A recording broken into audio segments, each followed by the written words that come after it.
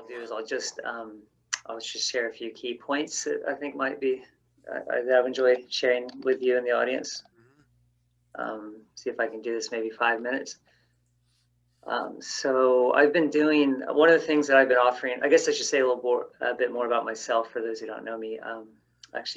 So I've trained in ecology and psychology and have a strong passion of bringing the two together. I'm a clinical psychologist, and I've done a lot of work with supporting people with extreme states.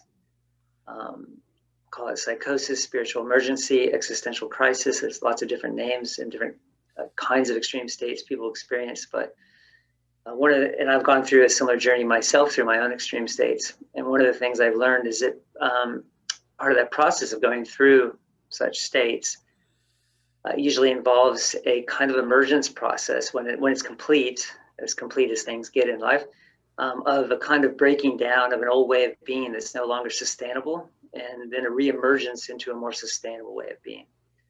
And so one of the beautiful things I found of supporting different living systems and people and living beings through their own healing journeys is just recognizing this internal organic wisdom, this organismic wisdom, which exists within all living beings and living systems, which continuously strives to survive and thrive. And when things get to a place of overwhelm, where the living being or living system is really just barely hanging on, what we often find, again, within so many different systems and individuals, is this organic process unfolds where the living being or living system will actually initiate a breaking down process, kind of disintegration process of the old in service of breaking through to something new. And in the fields of sort of contemporary science or complexity theory, we call this emergence. It's very mysterious in many ways, but of course it's what virtually all spiritual traditions, what the indigenous peoples have understood, is this organic wisdom is here. And so when you actually look around at the state of the world now, what we see unfolds that often unfolds within individuals who are going through such extreme states, what we often call psychosis or spiritual emergency, I think is unfolding it's unfolding in a collective level. All of humankind, I'd say human society, is going through a kind of collective psychosis, collective spiritual emergency, whatever you want to call it. And just like within individuals, sometimes it completes and can be this really beautiful, amazing process to witness, and the emergence that unfolds and the deep wisdom that comes from that. And sometimes, it doesn't. Sometimes it gets stuck, and for whatever reason, it's not able to complete. And you never really know, until you're kind of in the midst of that sort of dark night of the soul territory where it's going to go. But what we do know is that we can support that process, and we can make it more likely that it will emerge. And so I think we can learn from what we see within individuals going through this process, what we see within ecosystems when we support ecosystems in their own re-emerging from a destructive place into a flourishing climax ecosystem. We can learn from the lessons from those processes to actually what we can do now as humankind as a whole, how we can potentially move through this crisis. And so essentially what I see has happened to us is we've developed an unsustainable paradigm of constricted selfhood, where as a human society, which has become increasingly globalized now, we've forgotten our deeper connections. We've forgotten that we're just merely one species of many in this enormous, beautiful living system called Gaia, called the Earth. We've somehow forgotten that collectively. Obviously, it varies from person to person. And that has become no longer sustainable. So in the same way that a cancer cell forgets that it's part of the living organism and starts to just consume the resources available without actually giving anything back to the organism, and then initially it flourishes, right? Cancer cells flourish and they grow very quickly, but ultimately to their own demise, right? They take out their own host. So in many ways, humankind has kind of gone down that path. We've forgotten we're part of the bigger system. We're consuming, we're growing radically, but we're killing, the larger systems and the larger organisms of which we're a part.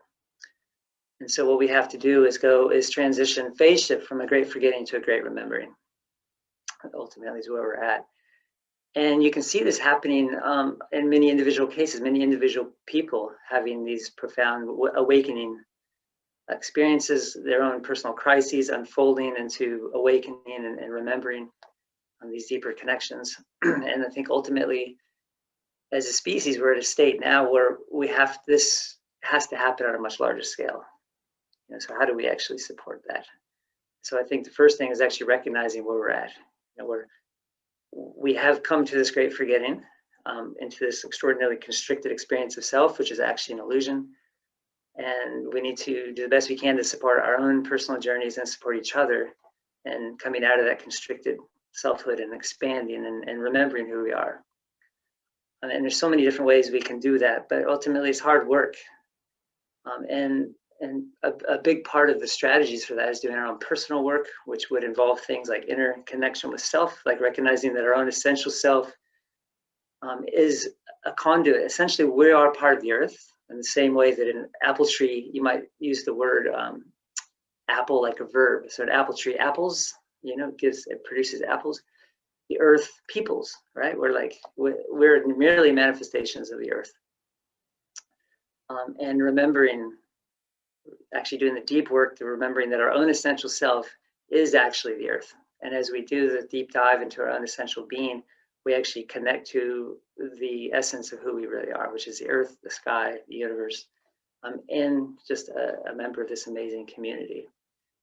And so it requires each of us to actually do that. And part of that is actually in our own behavior. So every action I take, every word I speak, just considering what is the impact upon other living beings and living systems here, and can I actually consider, their worth, have love for this other living being and living system with everything I do and everything I speak. And as I do that, I cultivate the synergistic feelings within myself, which will ultimately help me to reconnect to my essential self. And when I witness other people who are doing things that are harmful or destructive, rather than having hatred for the person, remembering that they also are part of this earth, and maybe they're a bit lost, maybe a little more lost than me, maybe not. And so rather than coming from a place of hatred and violence myself, this is where the nonviolence philosophy I think is really helpful. We actually have to use protective use of force sometimes to try to stop harmful behaviors that we see happening around us, but without hating the person. So in the same way as a child might reach for a snake or a fire, we don't hate the child, but we might have to hold the child back and be loving and kind, and supportive of that child, and help that child to actually wake up and realize the harm of what they're doing. And it's the same way that we actually have to learn to treat each other. So it's kind of twofold. It's about doing the deep inner work ourselves to reconnect to our own essential self, and also learning to reconnecting with the humanity of everyone else around us, as well as you might see the earthanity of all of our fellow species. So I'll leave it there. I'll actually put a link to the Navigating Global Crisis webinars, which I've been doing, which I go into a lot more detail about these issues. And that's freely available online. So I'll go ahead and put that link here in the chat. And I'll leave it there for now. So thank you, Luke.